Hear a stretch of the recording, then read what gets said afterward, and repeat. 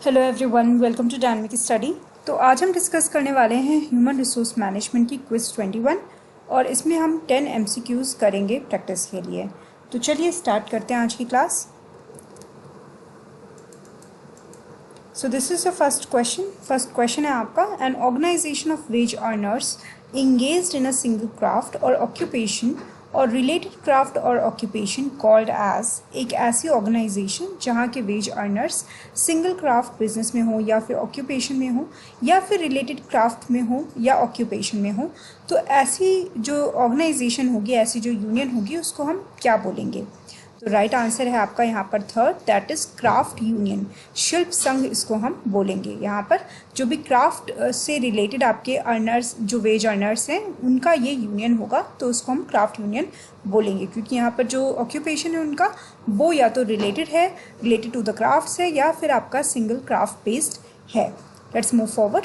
Question number 2 है आपका, under which kind of trade union the international wood carvers association and the Indian pilots guild may be cited as an example of. इनमें से कौन से union का हम example दे सकते हैं कि द इंटरनेशनल वुड कार्वर्स ये है, या फिर उसके अलावा ये आपका association and the Indian pilots guild है।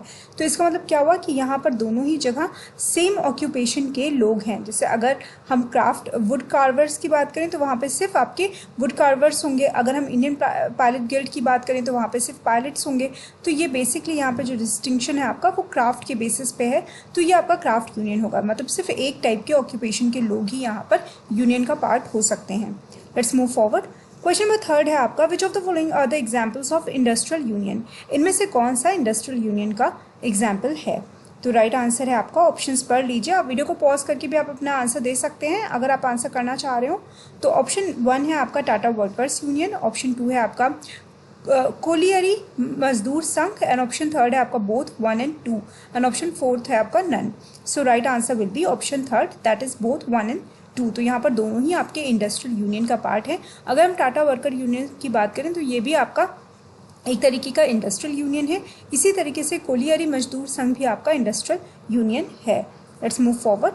विच of the following are the merits of industrial union. यहाँ पर आपको बताना है कि इनमें से कौन सा ऑप्शन मेरिट है इंडस्ट्रियल यूनियन का। तो ऑप्शंस को आप रीड कर लीजिए, उसके बाद आपको आंसर करना होगा।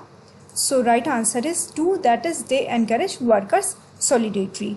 तो देखिए, इसमें अगर हम सबसे ज़्यादा मेरिट की बात करें तो यहाँ पर हम बोल सकते हैं कि जो भी यूनियन बनाए जाते हैं उनका पर्पज़ यही होता है कि वर्कर्स एक साथ रह सकें, उनके अंदर सॉलिडेटरी हो, उनके अंदर एकजुटता हो, यूनिटी हो। इसी को एनकरेज करने के लिए इंडस्ट्रियल यूनियंस फॉर्म किए जाते हैं। तो ये आपका एक मेरिट है। तो राइट आंसर आपका हो गया option 2। Let's move forward. Question number 5 है आपका, transport and general workers are the example of. तो ट्रांसपोर्ट और जनरल वर्कर्स किस चीज़ के एग्जाम्पल होंगे? तो राइट आंसर होगा यहाँ पर आपका जनरल यूनियन, ऑप्शन 4, क्योंकि यहाँ पर हम किसी सिर्फ एक पर्टिकुलर इंडस्ट्री की बात नहीं कर रहे हैं, किसी एक पर्टिकुलर हम एरिया की बात नहीं कर रहे हैं। यहाँ पर हम हर तरह के कामों की बात कर रहे हैं। जैसे ट्रांसपोर्ट भी है यहाँ पे, प्लस इसमें जनरल वर्कर्स भी इंक्लूडेड है। तो आपका राइट आंसर हो जाएगा general union. Let's move forward. Which of the following is not a weakness of craft unions. इनमें से कौन सी क्राफ्ट यूनियन की वीकनेस नहीं हो सकती है? तो सबसे पहले हमें यहाँ ऑप्शंस में ये देखना है कि इनमें से कौन सा पॉजिटिव है। जब आप ऑप्शन पढ़ेंगे तो आपको समझ में आ जाएगा कि ये आपका पॉजिटिव पॉइंट है। जैसे कि इसमें देख लेते हैं, very easy to break as the member of the union belong to different establishment. तो ये आपका पॉजिटिव नहीं है, ये नेगेटिव पॉइंट है। ऑप्शन 2 है आपका, craft union workers can not be easily replaced. तो ये आपका क्या हुआ, ये पॉजिटिव है आपका, क्योंकि हम क्राफ्ट यूनियन के वर्कर्स को इजीली रिप्लेस नहीं कर सकते हैं। क्राफ्ट यूनियन के जो वर्कर्स होते हैं वो किसी पर्टिकुलर टाइप के एक्टिविटीज़ को करते हैं। जैसे कि मान लीजिए आपका कोई प्लम्बर्स हो गए या फिर आपके कारपेंटर्स हो गए, तो इस तरीके के जो वर्कर्स होते हैं उनको रिप्लेस करना बहुत मुश्किल होता है। तो ये आपका इसकी वीकनेस नहीं होगी। तो राइट आंसर आपका हो जाता है ऑप्शन 2। तो इसी तरीके से आप बाकी के 2 ऑप्शंस देखेंगे तो वो भी आपको यहाँ पर नेगेटिव ही लगेगा, तो वो आपकी वीकनेस हो सकती है क्राफ्ट यूनियंस की। तो राइट आंसर यहाँ पर आपका होता है option 2। Let's move forward. Question number 7 है आपका, textile labour association that is TLA situated in. TLA कहाँ पर सिचुएटेड है? तो राइट आंसर है आपका यहाँ पर option 2, that is Ahmedabad. Let's move forward. Question number 8 है the working rules permit employees to be paid for the work that they do not perform. It also refers to the creation of soft jobs or of hiring and keeping more people on the job than is necessary. इस तरीके की particular situation को हम क्या कहते हैं, ये कौन सा ऐसा वर्ड इसके लिए हम यूज़ करते हैं जिसमें जो वर्किंग रूल्स होते हैं वो ये परमिट करते हैं कि एम्प्लॉयज़ को उन काम के लिए भी पैसे देने होते हैं जो वो काम उन्होंने परफॉर्म नहीं किए हों, या फिर इसमें ये भी होता है कि हम क्रिएशन ऑफ सॉफ्ट जॉब्स करते हैं और ऐसे लोगों को रखते हैं जो जॉब को परफॉर्म करने से ज़्यादा हो। मतलब ऐसे में क्या होता है कि अगर कोई ऐसा पर्सन है जो नहीं आ सकता है, अनेबल है, तो उसकी जगह पे कोई दूसरा पर्सन अवेलेबल होगा उसको रिप्लेस करने के लिए। तो इस सिचुएशन को हम फेदर बेडिंग कहते हैं। फेदर बेडिंग आपका करेक्ट आंसर है, that is option 3rd। Let's move forward. Question number 9 है आपका which of the following factors influence the growth of trade union during the period between 1919 to 1923 after world war first. तो यहाँ पर आपको बताना है कि कौन सा ऐसा फैक्टर है जिसने बहुत ज़्यादा इन्फ्लुएंस किया था ट्रेड यूनियन की ग्रोथ को after between the period of 1919 to 1923।